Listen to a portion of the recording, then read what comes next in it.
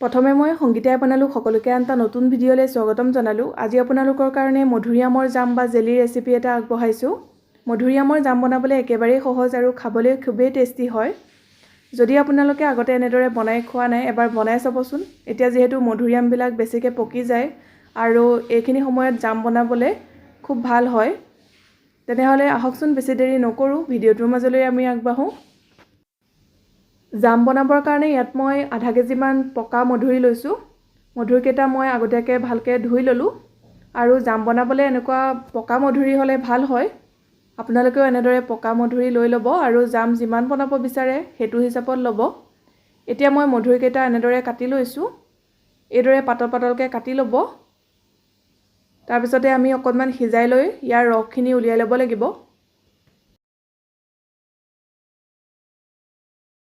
এয়া মধুৰিখিনি কাটি লোৱা হৈ গ'ল। এতিয়া মই এইখিনি সিজাই ল'ম। তাৰ কাৰণে পেন এখন লৈছোঁ আৰু তাতে কাটি লোৱা মধুৰিখিনি দি দিছোঁ। এতিয়া ইয়াত আমি অকণমান পানী দিম। পানী বহুত বেছিও দিব নালাগে, এনেদৰে অকণমান ডুব যোৱাকৈ পানী দিলেই হ'ব। এতিয়া গেছটো অন কৰি মই পেনখন পাতি দিলোঁ আৰু মধুৰিখিনি অলপ কোমল হৈ যোৱালৈকে আমি উতলাই ল'ম। গেছৰ ফ্লেমটো হাই কৰিয়েই ৰাখিছোঁ আৰু মাজে মাজে এনেকৈ লৰাই দিব। এয়া মই মধুৰিখিনি এনেদৰে অকণমান সময় উতলাই ল'লোঁ আৰু মধুৰিখিনিও ধুনীয়াকৈ সিজিলে। এয়া চাওক বহুত ছফ্ট হৈ গৈছে। এতিয়া গেছৰ ফ্লেমটো অফ কৰি দিলোঁ আৰু অকণমান ঠাণ্ডা হোৱাৰ পিছতে আমি চেকি ল'ম। এতিয়া ডাঙৰ বাতি এটাত চেকনি এখন পাতি লৈছোঁ আৰু সিজাই লোৱা মধুৰিখিনি ইয়াতে ঢালি দিছোঁ। মধুৰিৰ ৰসখিনি এখন পাতলীয়া কটন কাপোৰত চেপি পেলাইও তেনেদৰেও উলিয়াব পাৰে বা এনেকৈ ডাঙৰ চেকনি এখনত চেকি ল'ব। জাম বনাবৰ কাৰণে আমি মধুৰিৰ ৰসখিনিহে ব্যৱহাৰ কৰিম। ইয়াৰ সিঠাখিনি পেলাই দিব লাগিব। এতিয়া হেতা এখনে অকণমান এনেকৈ হেঁচি দিছোঁ যাতে বাকী থকা ৰসখিনিও ভালদৰে নিগৰি যায়। এইদৰে হেঁচি হেঁচি ৰসখিনি উলিয়াই ল'ব। আৰু এতিয়া যিখন কেৰাহীত আপোনালোকে জাম বনাব তাত দিয়াৰ আগতে এনেদৰে ৰসখিনি জুখি দিব, তেতিয়া চেনি দিবলৈ সুবিধা হয়। এয়া মই গিলাচ এটাৰে জুখি দিছোঁ।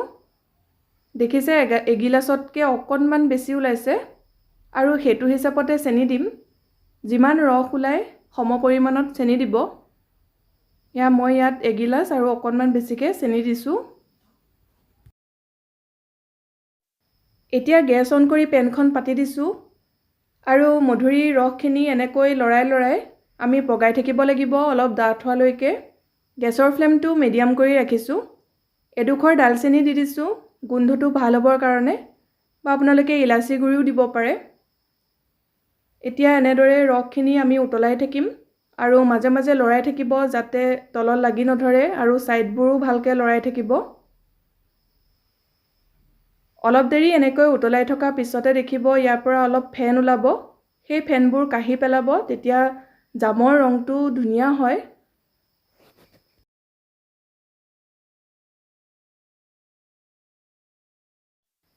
এয়া 15 মিনিটমানৰ পিছত দেখুৱাইছোঁ। মন কৰিছে আগতকৈ অলপ অলপ ডাঠ হৈছে, কিন্তু আমি আৰু অলপ উতলাব লাগিব যিহেতু জাম বনাম। যিবিলাক ফেন ওলাইছে মই মাজে মাজে আঁতৰাই দিছোঁ আৰু লগতে ডালচেনি টুকুৰাও আঁতৰাই দিছোঁ।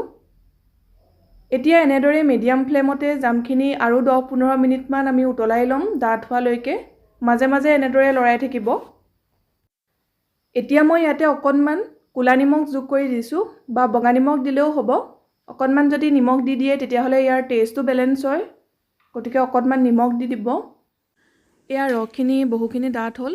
এইখিনি সময়তে মই ডাঙৰ চামুচেৰে এচামুচ ভিনেগাৰ দিছোঁ। ভিনেগাৰ ঠাইত নেমু ৰসো দিব পাৰিব। এনেদৰে নেমু ৰস নাইবা ভিনেগাৰ অকণমান দি থ'লে জামখিনি বহুদিনলৈ ভাল হৈ থাকে।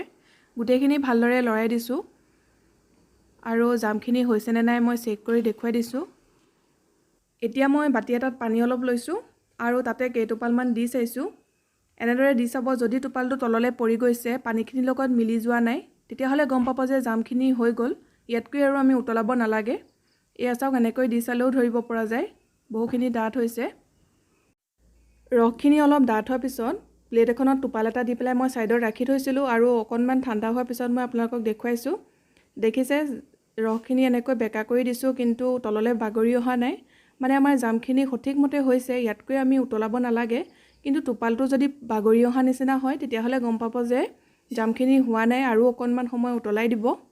এনেদৰে আপোনালোকে চেক কৰিব। মই দুইটা পদ্ধতি আপোনালোকক দেখুৱাই দিলোঁ।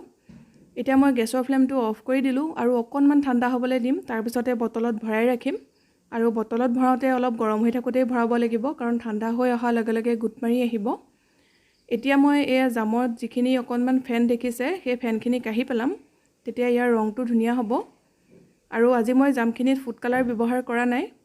আপোনালোকে যদি ইচ্ছা কৰে ৰসখিনি উতলাই থাকোঁতে অকণমান য়েল্ল' ফুড কালাৰ যোগ কৰি দিব পাৰে, তেতিয়া ৰংটো ভাল হ'ব। এতিয়া এটা কাঁচৰ বটল লৈছোঁ। বটলটো ভালদৰে ধুই লোৱাৰ পিছত ৰ'দত শুকুৱাই লৈছোঁ, চাব যাতে তাত অকণমানো পানী লাগি নাথাকে। এতিয়া ইয়াতে জামখিনি ভৰাই ৰাখিছোঁ আৰু মন কৰিছে কিমান পনীয়া নিচিনা হৈ আছে। এনেকুৱা অৱস্থাতে ভৰাই ৰাখিব, কাৰণ বেছিকৈ ঠাণ্ডা হৈ গ'লে গোটা হৈ আহিব আৰু গোটা হৈ গ'লে জামখিনি ভৰাবলৈ বেয়া হ'ব। এতিয়া এইখিনি ৰুম টেম্পাৰেচাৰতে ঠাণ্ডা হ'বলৈ দিব, ফ্ৰিজত নাৰাখিব আৰু সাঁফৰখন খুলি এনেকৈ ৰাখি দিব। ফেনৰ তলতো ৰাখি দিব পাৰে।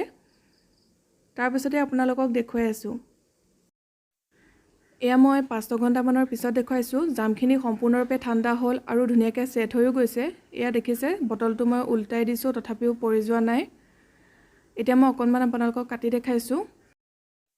মধুৰিআমৰ এই জাম ৰুটি, লুচি বা ব্ৰেডৰ লগত খাই খুবেই ভাল লাগে। ঘৰত যদি মধুৰিআম আছে, পকি পেলাই এনেই নষ্ট হোৱাতকৈ এনেকৈ জাম অকণমান বনাই থ'ব, বহু দিনলৈ খাই থাকিব পাৰিব। এতিয়া জামখিনি সাঁফৰ মাৰি ৰুম টেম্পাৰেচাৰতো ৰাখিব পাৰে, নাইবা ফ্ৰিজতো থ'ব পাৰে। গতিকে আশা কৰিছোঁ আজিৰ ভিডিঅ'টো আপোনালোকে ভাল পালে, আৰু যদি ভাল পালে লাইক আৰু শ্বেয়াৰ কৰি দিব। চেনেলটো যদি প্ৰথমবাৰৰ কাৰণে চাই আছে, ছাবস্ক্ৰাইব কৰি কাষতে থকা বেল আইকনটো প্ৰেছ কৰি অল কৰি থ'ব, যাতে আহিবলগীয়া ভিডিঅ'ৰ ন'টিফিকেশ্যনবোৰ আপুনি পাই থাকে। আকৌ এটা নতুন ৰেচিপিৰ সৈতে সোনকালে লগ পাম। ভিডিঅ'টো চোৱাৰ কাৰণে বহুত বহুত ধন্যবাদ।